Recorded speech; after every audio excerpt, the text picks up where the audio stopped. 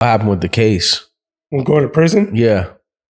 So basically, I was well known in my neighborhood for, doing my thing, like growing up. You know what I mean? Like I said, I always went to raves, had the best weed that no one had. And people used to call me by my last name and used to just get thrown around like diarrhea. Probably people who never even friggin' met me. You know what I mean? And I'll never forget them. I had braces. So I had a dentist appointment. And I think my mom took me and she dropped me off. And I was walking to my continuation school at the time. And this cop drove by me. Kind of long story.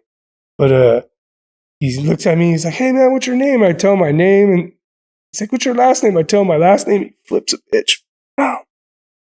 He searches me. I don't got no weed on me, but I got a friggin' Motorola StarTech cell phone. And this is like 99, you know what I mean? Pager, little bit of money on me. So he ends up taking me to my continuation school, pulls me in my counselor's office and sits me down. He's like, "Look it, man, I know what you do. I know who you are. Got a bunch of people telling on you. You know what I mean? So eventually I'm going to get you, And I'm looking at him like, catch me when you can, you know what I mean?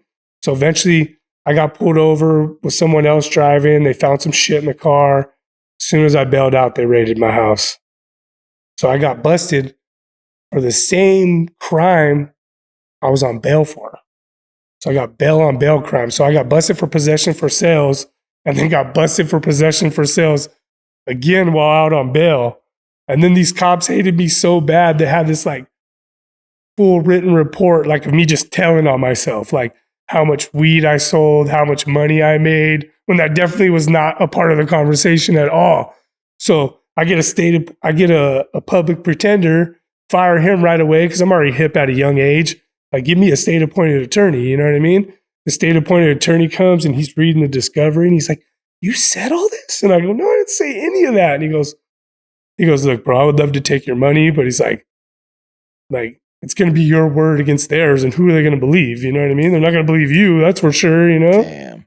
So I ended up doing right at 18. I think I turned 18 in May, and in October I was in prison with the big boys. California State Prison. You know what I mean? Tehachapi, Wasco, you know what I mean? How long did they give you for that? 16 months with half, so not long. I did a little less than a year, 11 months, 20 days or something. What was it like? It was good. Honestly, I always say I don't take back that experience for nothing because I was still a young punk when I went to prison. It's like the real boot camp, right? It was just to learn respect, bro, and learn you can't call nobody a bitch. You know what I'm saying? There's a lot of politics in there that I don't agree with, but I get why they're there. You know what I mean? So it was it helped me grow up because even though I was 18, I was only 18 for a couple months. I was still a young kid. You know what I'm saying?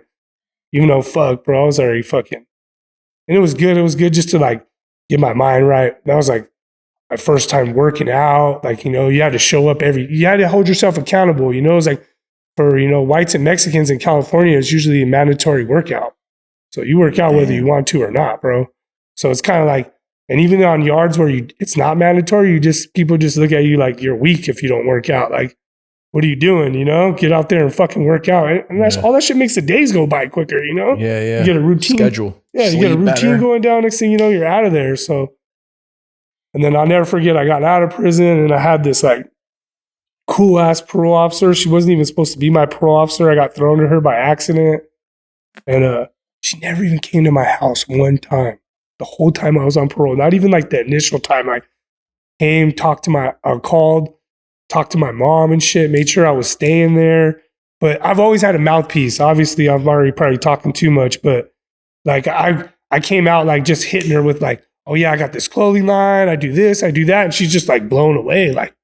Great, because she's telling me to go get a job. Yeah. And she's trying to get me to go back to school. And I'm like, "No, I got my GED in prison." She thought she had to look it up because she didn't think I finished high school and she wanted me to go to fucking high school at the parole office and shit. And I'm like, fuck no, even if I didn't have my GED, that wasn't going to happen. But so she was letting me go to Vegas for clothing conventions and shit, giving me passes to go. And then the whole time I was in prison, you get a number in California and you can discharge that number within 13 months if you don't get in any trouble. But normal parole is 3 years. But in prison, when I was in there, that was a myth. Like nobody discharged in 13 months. Sure enough, that shit was gone in 13 months.